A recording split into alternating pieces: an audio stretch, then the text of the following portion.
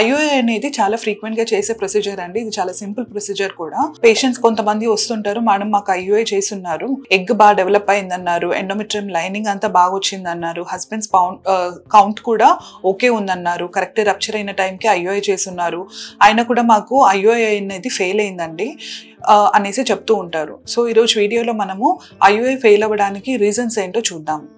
So first thing ఏంటంటే అసలు IOI ఎలా చేస్తారు. ఐఓఐలో మనకి ఏంటనంటే ఈ ఎగ్ అనేది ఇంప్రూవ్ అవ్వడానికి టాబ్లెట్స్ కానీ ఇంజెక్షన్స్ కానీ పెట్టడం జరుగుతూ ఉంటుంది. కరెక్ట్ గా ఎగ్ కరెక్ట్ గా సైజ్ 18 to 20 mm అరౌండ్ వచ్చినప్పుడు ఎండోమెట్రియం లైనింగ్ అంతా కరెక్ట్ గా ఉంది అన్న టైంకి ఎగ్ రప్చర్ అవ్వడానికి మనం ఇంజెక్షన్స్ ఇవ్వడం జరుగుతూ ఉంటుంది. రప్చర్ అయిన తర్వాత హస్బెండ్ యొక్క సెమెన్ ని కలెక్ట్ చేసి దాన్ని ల్యాబ్ లో వాష్ చేసిన తర్వాత దాంట్లో జస్ట్ ఓన్లీ బాగా కదిలే కణాలను మాత్రమే కలెక్ట్ చేసుకొని ఒక కెథెటర్ లోకి లోడ్ చేసుకొని ఆ కెథెటర్ ని డైరెక్ట్ గా ఇక్కడ ప్లేస్ చేసి స్పర్మ్స్ అనేటివి రిలీజ్ చేయడం జరుగుతుంది. ఆ రిలీజ్ చేసిన స్పర్మ్స్ డైరెక్ట్ గా ఈ ట్యూబ్ నుంచి వెళ్లి ఇక్కడ రిలీజ్ అయిన ఎగ్ తో మీట్ అయ్యి ఈ ట్యూబ్ లో అనేది ఫర్టిలైజేషన్ అనేది జరిగి పిండం అనేది ఫామ్ అవ్వడం జరుగుతుంది. ఒక 5 days తర్వాత మళ్ళీ పిండం అనేది మరలా తిరిగి యూట్రస్ క్యావిటీ లోపలికి వచ్చేసి ఇంప్లాంట్ అవ్వడం జరుగుతూ ఉంటుంది. మామూలుగా యూజువల్ గా ఐఓఐ లో జరిగే ప్రాసెస్.